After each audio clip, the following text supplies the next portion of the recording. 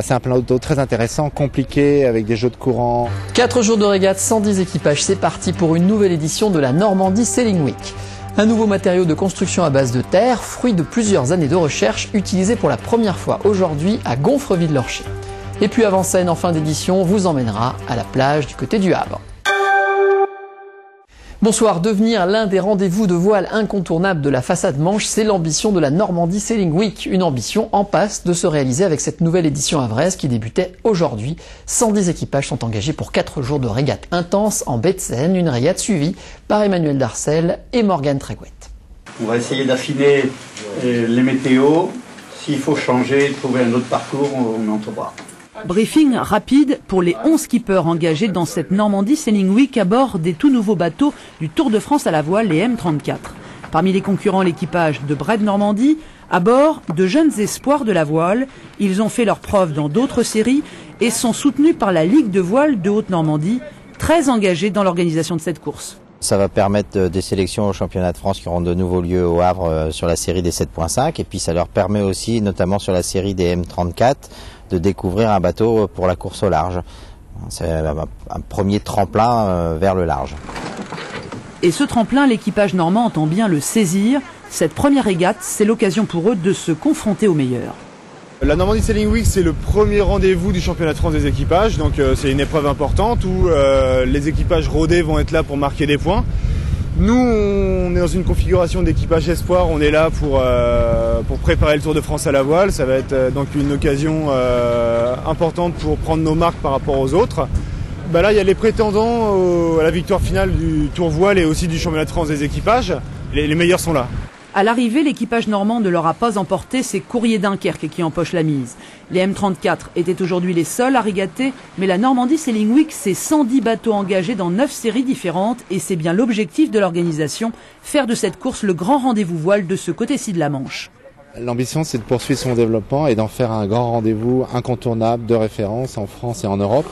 Donc aujourd'hui, avec 110 bateaux inscrits, on est déjà dans les 4 ou 5 premiers événements français, mais je pense qu'on peut encore progresser, se rapprocher de ces modèles, par exemple anglo-saxons, britanniques, qui sont pas très très loin, à quelques heures de ferry. Première régate pour tous ses concurrents, demain à midi. Dans le reste de l'actualité, le ministre de l'Intérieur, Claude Guéant, était en visite au Havre aujourd'hui, notamment pour inaugurer officiellement le nouveau commissariat de police. Ce dernier est en fonctionnement depuis septembre dernier. Auparavant, Claude Guéant avait également prévu à son programme une visite des locaux de la gendarmerie d'Épouville ainsi que du centre de réception et de traitement des alertes basé à l'hôtel de ville du Havre. Enfin, il a participé à une table ronde consacrée au dispositif de prévention de la délinquance à la maison municipale du Bois-au-Coq. Plus de détails dans un instant dans notre édition régionale.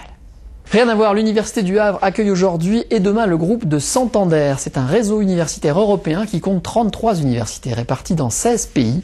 Leur objectif, faciliter la mobilité des étudiants, participer à des projets de formation et de recherche et favoriser la recherche de partenaires pour le montage de projets.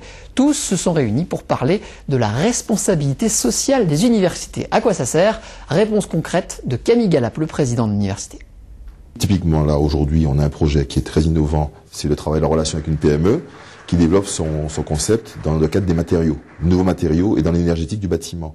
Donc là, typiquement, on voit bien l'interaction qu'il peut y avoir entre une PME qui a une véritable opportunité sur un territoire donné d'avoir des laboratoires de recherche qui sont dans des secteurs de niche et qui apportent des vraies compétences scientifiques et une vraie valeur ajoutée pour pouvoir déployer un marché à l'international.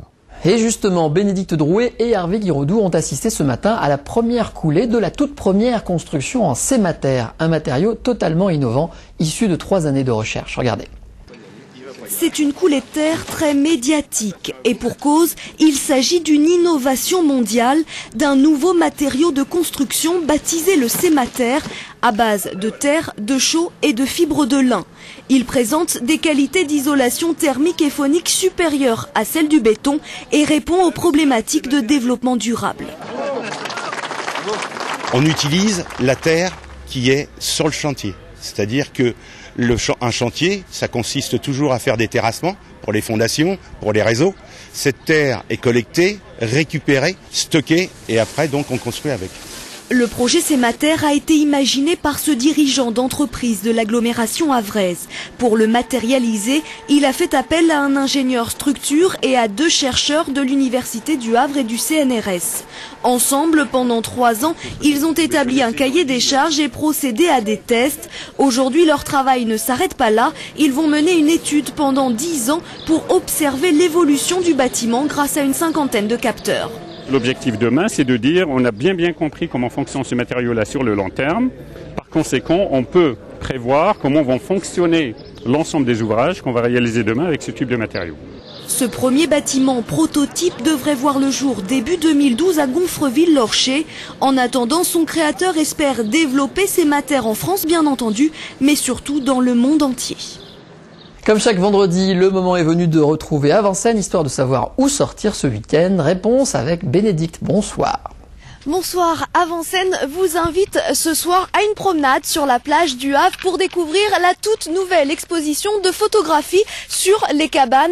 Après les visiteurs du Havre en 2009 et le voyage inaugural du paquebot Normandie en 2010, place cette année aux flâneries balnéaires de Frascati au Palais des Régates. Regardez. La mer.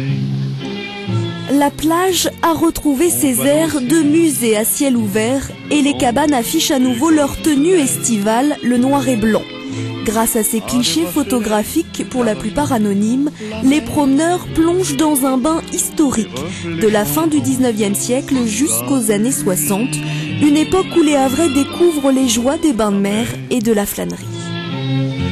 Cette petite balade balnéaire, avec les villas, avec les scènes de plage, avec les estacades, avec finalement le plaisir des premiers bains de mer et puis les tenues toujours assez amusantes maintenant, complètement décalées des baigneurs. Et si la mode vestimentaire a bien changé, la physionomie de la plage aussi. Les villas ont laissé place à des immeubles, les estacades ont disparu. Quant au grand hôtel Frascati qui surplombait le front de mer, il a été détruit durant les bombardements de 1944. Ici, ça correspond à peu près où se trouve maintenant le musée Malraux. Et on retrouve donc Frascati, qui était un grand hôtel fréquenté par... entre autres, quelques rois européens, personnalités. C'était vraiment un lieu de villégiature. Outre ce lieu mythique, les Havrais redécouvrent au fil des photographies l'élégance des constructions de Georges Dufayel à Sainte-Adresse, le tramway qui à l'époque emmenait les voyageurs jusqu'au bout du monde, ou encore le Koboko, restaurant incontournable au Nice Havrais, des noms connus de la plupart des Havrais. Un certain nombre de personnes ont des souvenirs, notamment pour le casino, puisque lui, il a été détruit en 1960. Par contre, pour Frascati, Palais des Régates, tout ceci date de la Seconde Guerre mondiale. Donc un peu moins de personnes ont ces bâtiments à l'image et à l'idée, dans leur mémoire. Au ciel d'été.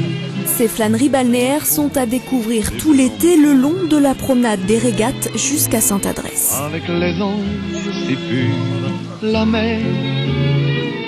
Cette exposition est donc à découvrir jusqu'au 25 septembre. On se quitte avec l'agenda culturel. Ne manquez pas ce week-end les Dixie Days. Depuis 15 ans, ce festival de jazz prend ses quartiers à Sainte-Adresse, sur la plage et à l'espace Sarah Bernard. Pendant 3 jours, 25 orchestres vont se produire sur scène à l'occasion de 40 concerts gratuits. Et si vous aimez l'improvisation théâtrale, rendez-vous à Gonfreville-Lorcher avec la Frite qui organise son traditionnel tournoi international de la Pentecôte. Fou rire garanti. Je passerai donc par la fenêtre. Nous sommes au 4e, faites attention. Bon week-end à tous. Dans un instant, votre édition régionale, juste après la météo. Et on se retrouve mardi pour cause de jour férié à la même heure. Bonne soirée sur France 3.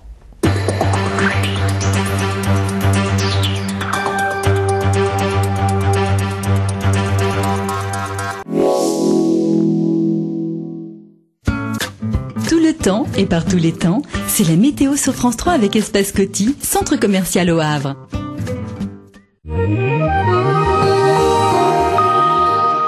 Demain après-midi, la région havraise pourra sécher et il fera de 14 à 17 degrés, 14 Sainte-Adresse, 15 Honfleur et Saint-Léonard, 16 degrés Manneville-sur-Risle et 17 à Bolbec ou à Auberville-la-Campagne. Demain, fête des Yolandes et fête aussi des Barnabés et la date samedi 11 juin. Tout le temps et par tous les temps, c'était la météo sur France 3 avec Espace Coty, centre commercial au Havre.